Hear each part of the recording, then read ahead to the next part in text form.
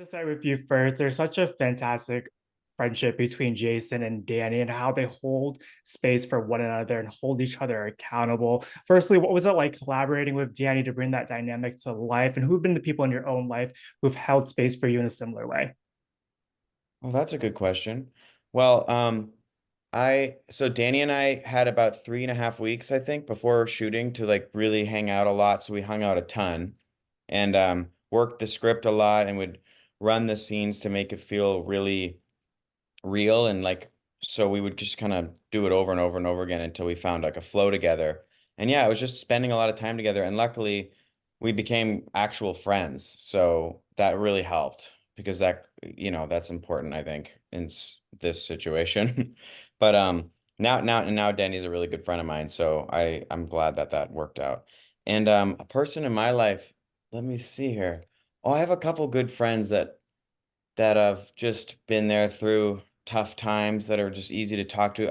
It's hard finding dudes, gonna be honest, that Mm. are vulnerable like with you. I have a lot of luckily friends that I can cry with, but it took me a long time to find that, honestly. I'd say in the last like 2 years is when I just discovered that. So, but yeah, I'm really thankful for that because it's important to be able to have friends where you can cry with.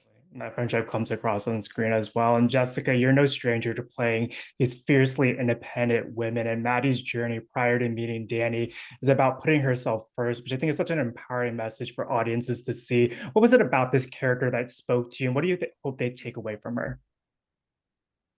I mean, she's much more of a free spirit than I am. I'm wound pretty tight. I'm a pretty anxious person. And I like that she kind of just does what she wants when she wants without feeling very apologetic for it, which I really like. I think she's someone that like knows how to say no and she knows how to say yes when she wants to. And I was sort of raised in a way where I'm like, should I say no or should I say yes, as opposed to what I really wanted to do. So that's like what I took away from her was enjoying that element of her. And she definitely has independence. I like that line where she says, Danny, you need to get out of your own way, because I think a lot of us are in our way and we don't Yeah. realize it. Our friends see it and we say it about each other if that person will only get out of their own way. So I would hope that that people take that element from it, because I think we all,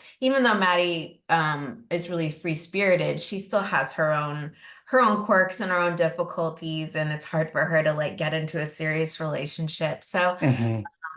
I would certainly hope that I guess people listen to their intuition and when something feels right, stick with it, follow your gut.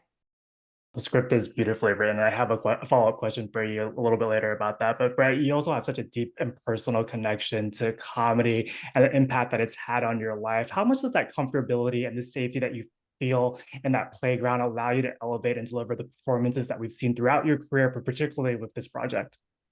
Oh, thanks. So comedy, yeah, comedy is something that I've always kind of used as especially when I was young, as like a defense mechanism to kind of keep myself at a distance a little bit. So I think I feel very comfortable in the comedy realm. But as I've gotten older, I've been more comfortable wearing my emotions on my sleeve. But I'd say a lot of my life I was kind of hiding behind a clown when I was young, 13, 14, 15 years old. I was a goofy kid. So I feel very comfortable there. But yeah, and then just, yeah, my goal as I've gotten older is to just really wear my stuff on my sleeve, which hopefully I'm doing right now. But yeah, anyway, so that's my comedy relationship. Yeah, you've accomplished that with this film. And Jessica, like you were just saying, there's a lot of vulnerability in the conversations that Maddie has with Danny and their relationship. And you brought so much depth to not only her strength, but also embracing the unknown. As an actress, how did you create this space for yourself to explore that contrast? And what was it like working with Danny, who's making his debut as an actor? Well, Danny's spectacular, which was a really happy surprise for all of us. Because it's I mean, he did the short, but it's his first time, doing like a full script. So him being so authentic and so spectacular, I think made it really easy, certainly for the rest of us, certainly did for me. And also we clicked instantaneously when we met, which I know, Brett, you had a really similar experience with Danny, because Danny's Yeah. very much a like, lay it all on the line. This is who I am. And it kind of allows you to be that way too. He's like Mm. very open and very accepting and wants to talk about the hard stuff and wants to laugh about it too. So I think it was easy creating that connection with him, because we just got along so well from the get-go. I feel like I've known him forever, and it's the same thing with Brett and Danny. Like now I'm like, oh, that's my dear, dear, dear, dear friend. It never really felt new ever. Yeah, absolutely. I agree 100% with that. And then, Brett, in addition to acting, you're also an artist, and you've often used your art to understand what you're feeling at a certain point in time. Was there a piece that you created during this filming process, or one that you think speaks to the themes of this film? Oh, wow. That's a good question. Let me think here. So like, I'm trying to think. I think I was sketching random stuff during the part of this movie. I didn't dive into art until last summer. And we shot this in 2022. So I was sketching random stuff, and I actually Mm. made a little random doodle in the film, and I kind of showed it to Danny in a scene where I was like, look at this. And he's like, what's that? And I'm like, I don't know. But yeah, so actually I wonder if that piece of paper is still sitting around. But yeah, I hadn't discovered art until after this film actually. Yeah, which is interesting. Hmm. Yeah. It'd Yeah. be cool if we had like a good bad things where we were all aliens in one of Oh your yeah. Yeah. pieces of art. Can I request that? Can you make one of those for all of us I now? should, All yeah. the cast, all the crew. Yeah. I should. Yeah, We that'll be should the next definitely do that. try. Yeah. Hey, Jessica, you've also worked on projects of all sizes. What is it about independent filmmaking that excites you as a creative and a storyteller? Um, well, the best thing about independent film is you know, when you're on a TV show or something with a massive budget, it's usually controlled higher above, like so much of the creative elements of it. So it's not always easy to bring all of your creativity, you know, because your own creativity, because you're trying to check a lot of boxes for a lot of other people. The director's trying to do that, producers are trying to do that. So it's a lot. When you're on an independent film with a smaller budget, everybody in the crew and cast kind of has to come together with the same amount of creative ability and like make it Mm. work. I also like to, I think that when you're restrained by like time and budget, you're forced to be more creative because you have to get your day. And so if something is in the way from stopping you, you kind of all have to come together and figure it out. And I really, really, really like that element of it. On a weird, like selfish note, you also don't have to wait as long. So you get to do more acting more often, because the pace is in between you're trying to, you know, get as many scenes as you can during the day. So I like that about it. And yeah, it's just an extra creative place to be in. It feels like art in its purest form. And this is a question for the both of you, but there's a beautiful sentiment within the film about trusting those good, bad feelings, which I think is something that everybody can take away from this project. For each of you, was there a time in your own life where you had to trust your gut and that led to something that you couldn't even imagine? Yeah. Jess, do you want to go first? Do No, you have one? you go first if you have something in mind. Um, Well, there was one thing, I guess I'll just say the first thing that's come to my mind. But I was doing a project. I had got a script that I was like attached to about 2 years ago or so. And it just wasn't feeling right. And I felt like I got so deep into the project already, but I kept like I was like, I have to drop out of this. I don't know what it is, but I just have to get out. And after I dropped out, it was a very difficult thing. I felt like I let t tons of people down. But then the next day, I got an audition for something, and it was a film with Robert De Niro that I ended up doing called About My Father. And if I had have signed that contract beforehand, I wouldn't have been able to go and do that. Which that moment I have was a big one for me because it got me more centered in that feeling of like if like I can kind of tell when something isn't right. And I think earlier in my life, and especially in my career too, I would kind of just override that because I was afraid of Mm, not having a job or like afraid of, a relationship ending and them hating me or these kinds of things. But like, I think, yeah, I think it's important to really not try to be a people pleaser, but really what's best for you. And I've come to learn that, and it's obviously it's ongoing practice, but yeah, that was a big moment for me. Yeah. I didn't know that story. That's really Yeah. wild. Yeah, Yeah. that's That's amazing. Really hard and then really amazing. Yeah, mhm. it's hard. I think because I mean I know so many people suffer from anxiety. I also have OCD. So I have a sort of this voice in my head that tells me that it's my gut, that it's not my gut. So I have a little bit of a harder time differentiating that. And that can has been a really big struggle for me throughout my life. And I'm starting to really try to go, okay, is this just like this monster in my head or is this my gut?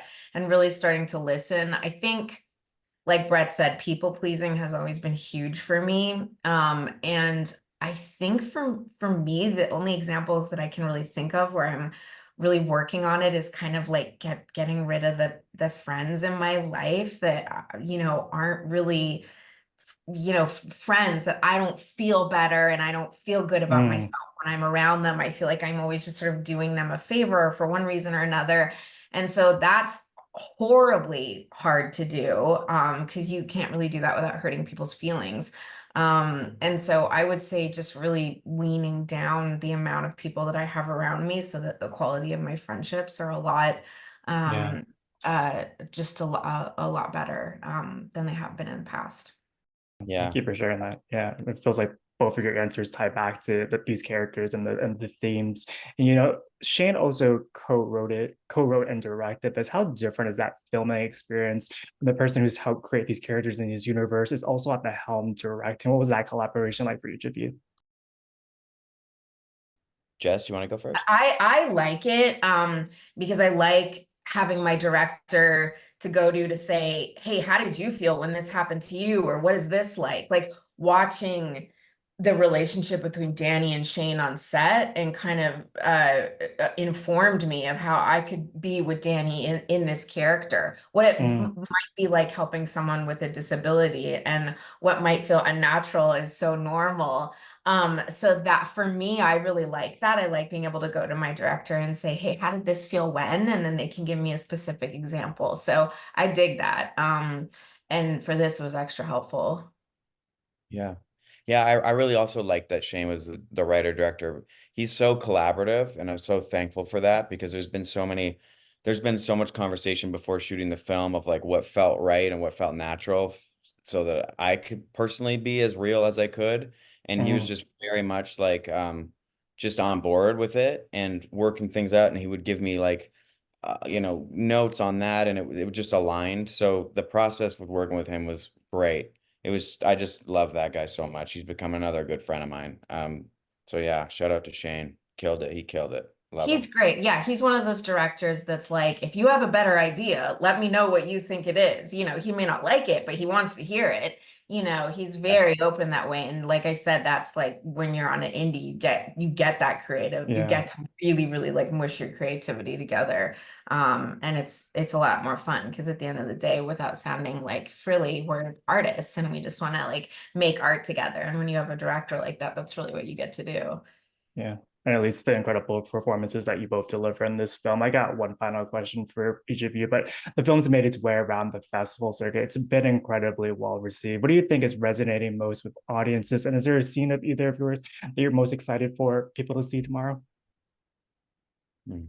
My favorite scene in the film is the scene where I take photos of Danny in bed. I love the intimacy of that Mm, scene. There is something when we were there on the day, I felt like the sparkliness of what that was going to be. And I was like, this is going to be so spectacular on screen. And it is. And it's, you don't, you're often like questioning yourself of how this is going to turn out. And I knew when we were shooting that, I was like, this is extra special. So, um, for me, that's my favorite sort of scene in the film. And then what was the second part of your question? just what do you think is resonating most with audiences that have Oh, been able to yeah. see it? I mean, that's so hard to say because, films are so personal to everybody for different Mm, reasons. The premiere that we had 2 nights ago, that was a massive thing in terms of because we had so many people with disabilities come to that screening. So to have so many people with disabilities come up to us and say, this is the literal first time I've seen my story on screen and can relate to that and feel represented, is a big deal. You kind of feel like you're like a bit of like we got to be a part of something that's kind of trailblazing, like it's a part of Yeah. history. So for me, everybody's going to take something different about it because the film is not in any way just for people who have disabilities. It's for everybody. We all get in our own way. We're all dealing with relationships, friendships, and romantic relationships. But that was huge to see so many people with disabilities come and go, oh my God, there I am. There's my story. Thank you for being a part of telling this. So that's very cool. Yeah, I think you explained it pretty perfectly, Jess. I feel like I would just be kind of repeating things, but I agree with what you said at the end there. And then also, I kind of go blank when I'm asked about scenes in the movie because all I can now think about is that scene that you said. How amazing that scene was, so good, and just how it's shot and how the camera goes over the you Yeah, know I know that one, that the flip is so uh, cool. and Yeah. then you guys in bed afterwards. I mean, it's just that whole sequence was beautiful, If it's beautiful. helpful, I love the scene with you and Danny where he's complaining, and I think you guys are outside in front of the house, and Yeah. he's like Oh, extra getting in his own way, and you kind of like put him in his place in this really supportive but sort of firm friend way. I really like that scene too. yeah. That like scene always gives me goosebumps. So Yeah, I like that scene too it's not because as good as my scene that I have with yeah, him, but it's like a really close second. yeah, it's like second, I think for sure. Yeah, yeah. But yeah, I Let's do just like stay that scene. competitive as much as we Yeah, can. It's I what like good. that scene it's because it's like it shows a different level of the friendship of Hmm. just no bullshit. It's like, dude, I'm gonna call you out if you're being a prick. Yeah. So, Yeah. so, I do like that. That was an important scene for sure. I remember reading that scene in the script and being like, oh, good. I'm glad there is a scene like this with the two of them Yeah, because because it's you guys are so silly together, but Yeah. you're it's so goofy, but it's so incredibly genuine and deep. And you know that also when you're watching the scenes where you guys are laughing and being silly, but it was also nice just to have the scene where you're like, I've got your back and I'm gonna tell you how it is. I love that. yeah, yeah, I Yeah. agree.